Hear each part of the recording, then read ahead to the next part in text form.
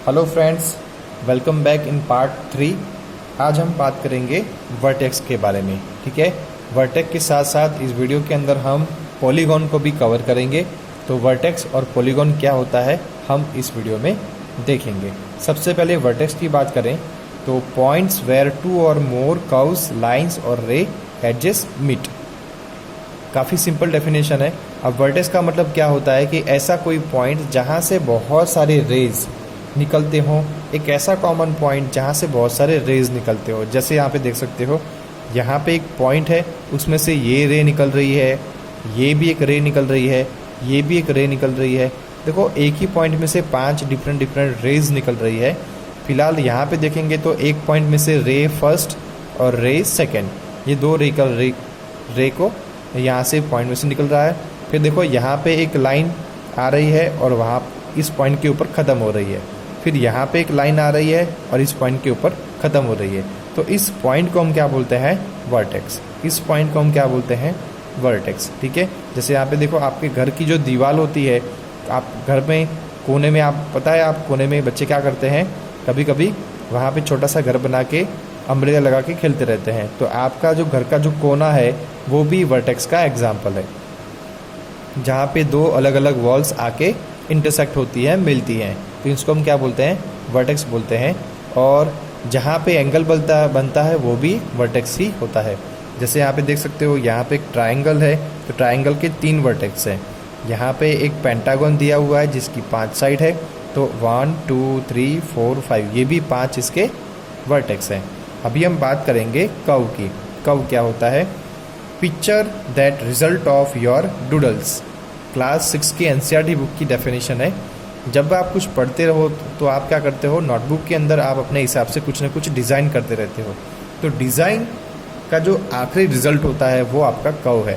Curve मतलब आपने अपने फ्री हैंड से कुछ ड्रॉ किया है तो वो सारा कुछ कर्व में आ जाता है। मगर कर्व के 2 टाइप्स हैं।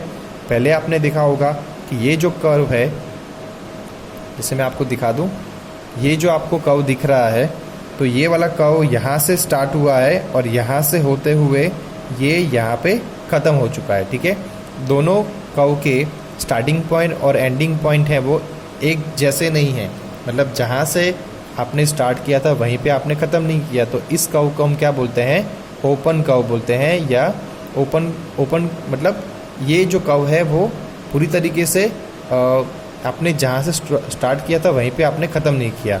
और आप इसकी बात करोगे तो देखिए, ये जो कर्व है जहाँ से आपने स्टार्ट किया था, ये घूमकर आप उसी जगह पे वापस आ रहे हो। तो ये कैसा कर्व है? क्लोज कर्व है। मतलब इसका स्टार्टिंग पॉइंट और एंडिंग पॉइंट कैसा है? सेम है।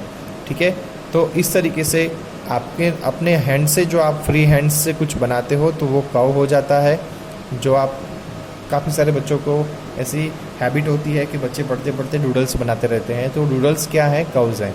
अगर starting point ending point same है तो वो ओपन कर्व नहीं, क्लोज कर्व है। और अगर स्टार्टिंग पॉइंट और एंडिंग पॉइंट सेम नहीं है तो वो ओपन कर्व हो जाएगा। ठीक है, आगे बढ़ते हैं। Location of points. अब जैसे यहाँ पे मैंने कुछ ड्रॉ किया हुआ है, यहाँ पे मैंने एक कर्व ड्रॉ किया है। तो कर्व ने क्या कर दिया है कि कर्व ड्रॉ करने के बाद यहाँ पे 2 चीज़ें हो चुकी है। मैंने कर्व का जो अंदर का जो पार्ट है, इंटीरियर पार्ट है, मैंने उसको पेंसिल से शेड कर दिया है। और कर्व के बाहर का जो पार्ट है वो आपको वाइट कलर से दिख रहा है, राइट।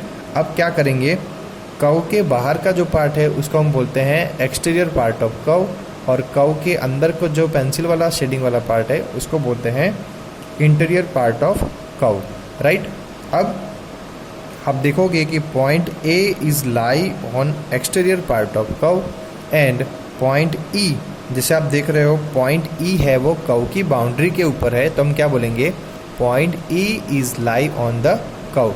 एंड पॉइंट सी है वो कर्व के अंदर ही है, तो पॉइंट सी को हम क्या बोलेंगे? Point C is lie inside the interior part of curve. इस तरीके से कोई भी लाइन सेगमेंट, रे या लाइन या एंगल या कर्व क्या करता है? प्लेन को 2 भागों में डिवाइड कर देता है, जो एक्सटीरियर और इंटीरियर पार्ट ऑफ एलिमेंट्स के नाम से जाना जाता है।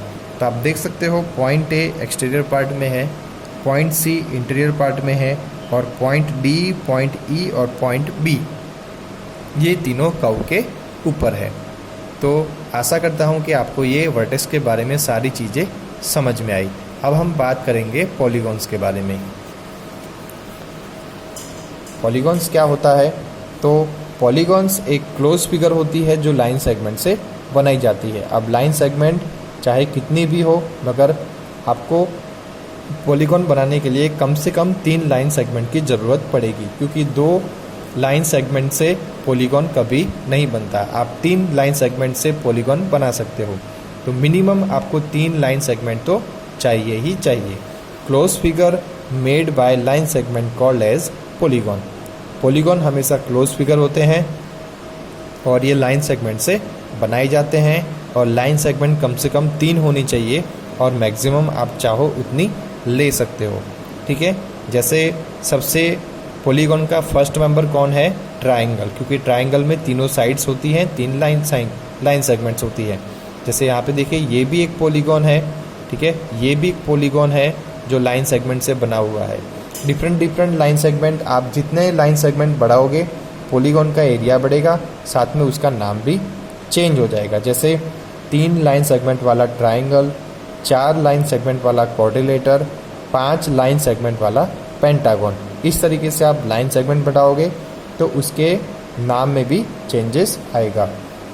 मगर याद रखना है, पॉलीगॉन 3 लाइन सेगमेंट से बनती है, या पॉलीगॉन बनाने के लिए कम से कम 3 लाइन सेगमेंट तो चाहिए ही चाहिए, और लाइन सेगमेंट से पॉलीगॉन हमेशा क्लोज फिगर बनना चाहिए।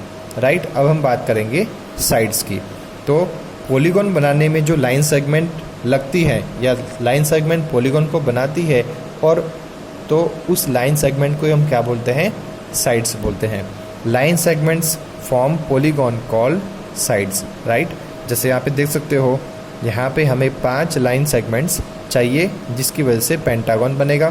तो AB, BC, CD, DE और AE, तो ये सारी क्या है? लाइन सेगमेंट्स हैं, जिनको हम क्या बोलते हैं? साइड्स बोलते हैं। तो आपको साइड समझ में आया होगा। अब आगे हम बात करेंगे vertices. Vertices is a plural of vertex. अभी हमने बात किया था वर्टेक्स क्या होते हैं। वर्टेक्स मतलब आपके घर का कोना, मतलब जहाँ पे 2 से ज़्यादा चीज़ें आपस में आकर इंटरसेक्ट करती हैं। तो देखिए यहाँ पे AB और AE एक पॉइंट के ऊपर इंटरसेक्ट करती हैं, जो पॉइंट का नाम है A।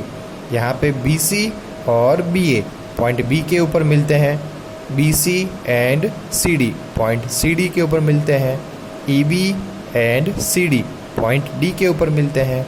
तो जहाँ पे 2 से ज़्यादा लाइन सेगमेंट रेज आपस में जुड़ते हैं, इंटरसेक्ट होते हैं, उसको क्या बोलते हैं? वर्टाइसेस। यहाँ पे टोटल हमारे पास 5 वर्टाइसेस हैं, जैसे मैंने आपको बड़े बड़े डॉट्स करके दिखाया हुआ है।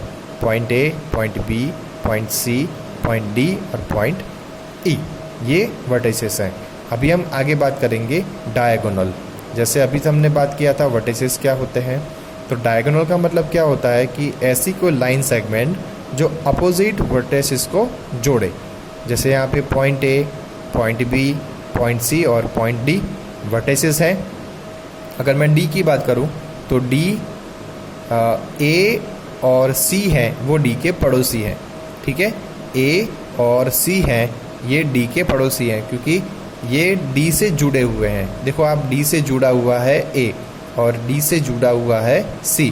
मगर आप D और B की बात करोगे तो D और B आमने सामने हैं, अपोजिट हैं।